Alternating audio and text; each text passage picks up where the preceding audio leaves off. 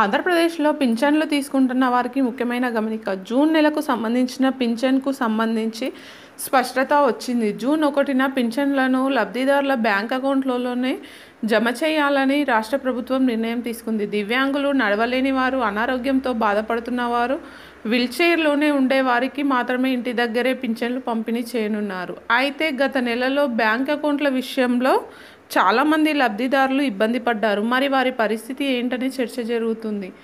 ఏపీలో ఎన్నికల ప్రక్రియ ప్రారంభం కావడంతో ఏప్రిల్ నెల నుంచి వాలంటీర్లను ఎన్నికల సంఘం పక్కన పెట్టింది. వారితో పింఛన్లు పంపిణీ చేయొద్దని ఆదేశించింది. దీంతో ఏప్రిల్ 1న గ్రామ, వార్డు సచివాలయాల్లో పింఛన్లను పంపిణీ చేశారు.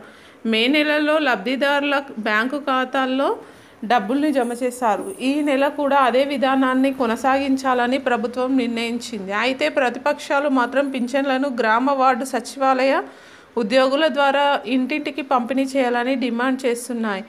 ఏపీలో పింఛన్ల పంపిణీపై ఎన్నికల సంఘం కూడా మార్గదర్శకాలను విడుదల చేసిన సంగతి తెలిసిందే.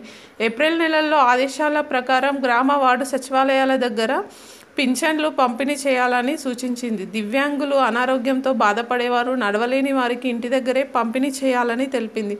ఆ నెల గ్రామ, వార్డు సచివాలయాల దగ్గర పింఛన్లను పంపిణీ చేశారు. మే నెలలో ప్రభుత్వం బ్యాంక్ అకౌంట్లలో పింఛన్ డబ్బుల్ని జమ చేసింది. దీంతో పింఛన్ లబ్ధిదారులు బ్యాంకులకు క్యూ కట్టడంతో అక్కడ రద్దీ పెరిగింది. కొందరికి బ్యాంక్ అకౌంట్ల విషయంలో ఇబ్బందులు ఎదురయ్యాయి.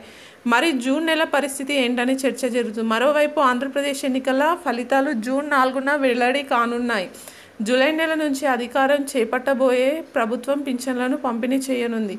వైఎస్ఆర్సీపీ తాము అధికారంలోకి రావడం ఖాయమని, మళ్ళీ వాలంటీర్లతో ఇంటింటికి పింఛన్లు పంపిణీ చేయిస్తామని చెప్తుంది. అటు టీడీపీ కూటమి తాము ఇచ్చిన హామీ ప్రకారం జూలై నెల నుంచి పింఛన్ను 3,000 నుంచి 4,000కు పెంచి ఇంటింటికి పంపిణీ చేస్తామంటుంది. అదే దివ్యాంగులకు అయితే 6,000 పింఛన్ ఇస్తామని చెప్తుంది.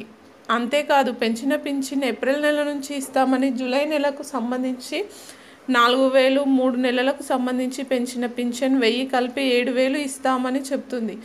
జూన్ 4న ఏ పార్టీ అధికారంలోకి వస్తుంది అనేది తేలనుంది.